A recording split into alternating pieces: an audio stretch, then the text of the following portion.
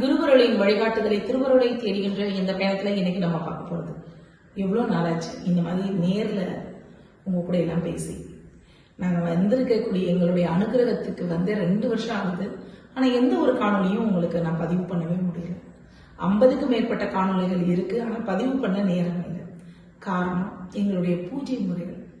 நம்ம எவ்வளோக்கு எவ்வளோ பூஜைகளை பண்றோமோ அவ்வளோக்கு அவ்வளவு நம்மளுடைய மனமானது நம் வசப்படுது. அது அனுபவத்தில் உணரும் பொழுதுதான் புரிஞ்சுக்கவே முடியும். எங்கள் ஐயா வள்ளலார் தெய்வமணி மாலையில சொல்லியிருக்கக்கூடிய அந்த வார்த்தைகளை அனுபவிக்கும் பொழுது கிடைப்பது அலாதியானது. அப்படிதான் கடந்த ஜூன் மாசத்துல இருந்து எங்களுக்கு பூஜை போயிட்டு இருக்கு. அதுல இப்ப நாங்க பண்ற பூஜை விநாயகர் வழிபாடு. 16 தினங்கள் பூஜை பண்ணணும், 16 வருஷம் விடாம பூஜை பண்ணணும். இதுதான் அந்த பூஜையுடைய முக்கியத்துவமே. அதாவது மகா சங்கடகர சதுர்த்தியில் ஆரம்பிக்கக்கூடிய வழிபாடு சதுர்த்தி அன்னைக்கு முடியும். தொடர்ந்து 16 நாள். நான் ஒரு 2012 ஆரம்பிச்சோம். ஆரம்பிக்கிற காலகட்டங்கள்ல பூஜை பண்றது அப்படிங்கிறது ரொம்ப ஒரு கம்மியான டைமா வச்சிருந்தேன். ஆனா நாட்கள் செல்ல செல்ல எனக்கு அவர் மேல ஒரு பயங்கரமான ஈடுபாடு. அந்த வழிபாடு எனக்கு பல மன தெளிவை கொடுத்துச்சு, புத்தி ஸ்திரத்தன்மையை கொடுத்துச்சு. அதனால அவருக்கான வழிபாட்டு முறையை நிறைய உருவாக்கும். அப்படிதான் பாருங்க, அருணகிரிநாதர் இவருக்காக நிறைய பலகாரங்கள் பட்சணம்லாம் ரெடி பண்ணி திருப்புகழ் பாடுவதற்கு எனக்கு நீங்க அருள் புரியுங்கன்னு விநாயகர் கடவுளை வேண்ட பாடலை நான் பார்த்தேன். அருணகிரிநாதர் மூவி இதுதான். நான் அப்பதான் இந்த வழிபாடு ஆரம்பிச்ச டைம். அதனால நாங்க என்ன பண்ணோம்னா, துறவியா இருக்கிற இவரே இவ்வளவு சுவாமிக்கு பதார்த்தங்களை நெய்வேத்தியம் பண்றாருன்னா நம்ம பண்ணலாம் அப்படின்னு முடிவு பண்ணி எவ்வளவு நம்மளால முடியுமோ அப்படி பண்ணலாம் தான் ஆரம்பிச்சோம்.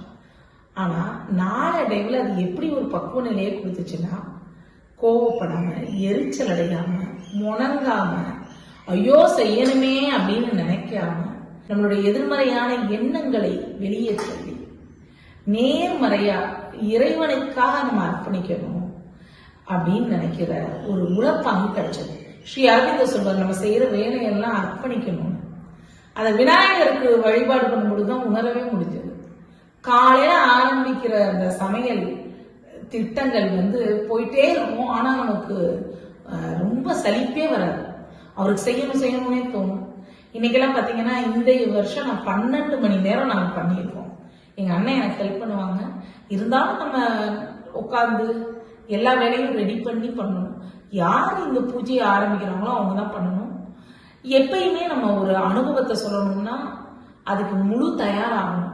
இப்ப வரைக்கும் நாங்க பண்ற பூஜையை மட்டும் பதிவு பண்றேன். இன்னும் நமக்கு ஆண்டுகள் இருக்கு. 16 வருஷங்கள் நிறைவடைவதற்கு. நிறைவடைந்தவுடன் கண்டிப்பாக இந்த வழிபாட்டின் முழு விவரத்தையும் உங்க எல்லாருக்கும் பகிர்ந்து கொள்கின்றேன். இந்த தடவை நாங்க என்ன மாதிரி சமைச்சிருக்கோம் அப்படிங்கறத இப்ப பார்க்கலாம். விநாயகர் வழிபாட்டுல எல்லாரும் களிமண்ல வாங்கி கரப்பாங்க. எனக்கு அந்த எண்ணமே வரவே வரல. அதனால நம்ம கலசம் ரெடி பண்ணி அதுல அவருடைய அமைப்பை வச்சு பிரபஞ்ச கணபதி அப்படின்னு திருநாமம் வைத்து அவரை வணங்கணும். இப்போ அவருக்கு என்னென்ன பதார்த்தங்களை நைவேத்தியம் பண்ணியிருக்கோம்னு பார்க்கலாம் வாங்க. முதல் சாத வகைகள். இது பாத்தீங்கன்னாக்க சம்பா சாதம்னு பேரு. மிளகும் சீரகத்தையும் வறுத்து நிறைய நெய் விட்டு செய்யணும். ஏன்னா நம்ம நிறைய பூஜை ஒரு 2.5 மணி நேரத்துக்கிட்ட டெய்லி பூஜை பண்றோம். அந்த பூஜையெல்லாம் பண்றப்ப நம்ம உடம்பு ரொம்ப சூடாகும். அந்த சூட்டுடைய தன்மையை குறைப்பதற்கு இந்த சம்பா சாதம் ரொம்ப உதவும். சம்பா சாதம் எனக்கு ரொம்ப பிடிச்சது தக்காளி சாதம். அந்த நல்ல சாதம். இது பாஸ்மதி ரைஸ். இது சீரக சம்பால செஞ்சது. அப்புறம் இதெல்லாம் நெய் கிச்சடியில பண்ணியிருக்கோம். தேங்காய் சாதம், எல்லோதரை, லெமன் ரைஸ். அப்புறம் அங்க இருக்கிறது சக்கரை பொங்கல். லாஸ்ட்ல இருக்கிறது சக்கரை பொங்கல். அதுவும் பிரியாணி அரிசியில பண்ணது. உருளைக்கிழங்கு பட்டாணி மசாலா, நெல்லிக்காய் ரசம், அவரைக்காய் சாம்பார், பாவக்காய் பக்கோடா போட்டிருக்கோம், புடலங்காய் கூட்டு, அப்புறம் மேலே இது காலிஃப்ளவர், டபுள் பீன்ஸ் பால்கறி, பீட்ரூட் பொரியல், முட்டைக்கோஸ் பொரியல், அதுக்கப்புறம் வெண்டைக்காய், வெண்பொங்கல். இது தேங்காய் செஞ்சு வச்சுருக்கோம். பிள்ளையார்பட்டி கொழுக்கட்டை, கோவக்காய், பீன்ஸ் உசிலி, கேரட் அல்வா, உளுந்த வடை, கொத்தவரங்காய் வறுவல், அப்புறம் பாசிப்பயிறு சுண்டல், எள்ளு கொழுக்கட்டை, எள்ளு பூரண கொழுக்கட்டை, தயிர், வெள்ளச்சோறு கொழுக்கட்டை, இது உளுந்தம்பருப்பு கொழுக்கட்டை, இது வாழைக்காய் பொடிமாஸ், பீக்கங்காய் கடையல், அப்புறம் போலி, இது மைதா மாவில் செஞ்சு நெய்யிலேயே போடக்கூடிய ஒரு கொழுக்கட்டை, அப்புறம் இது தேங்காயில் செஞ்ச கொழுக்கட்டை, அப்புறம் கேப்பக்கூழு, எள்ளுருண்டை, ஒக்கரை, அவ்வளோதாங்க. அப்புறம் மற்றதெல்லாம் நாங்கள் வாங்கியிருக்கோம். அந்த பாட்டில் வரும் இளநீர், வெள்ளரி பழம் கிடைக்கல, அதனால பப்பாளி பழம் வச்சாச்சு, முறுக்கு, இந்த மாதிரி. பட் இந்த ஐட்டங்கள்லாம் நம்ம செய்யக்கூடிய இந்த காலகட்டம் இந்த தடவை 12 மணி நேரம் ஆகிருக்கு. ஆனால் அந்த 12 மணி நேரம் கோவப்படக்கூடாது, எரிச்சல் அடையக்கூடாது, சோம்பேறித்தனப்படக்கூடாது, ஐயோ நான் பண்ணிட்டேனே நினைக்கக்கூடாது. இதுதான் காலகட்டம். ஏன்னா உணவு அவர் பேரை சொல்லி நம்ம சாப்பிட்றோம்.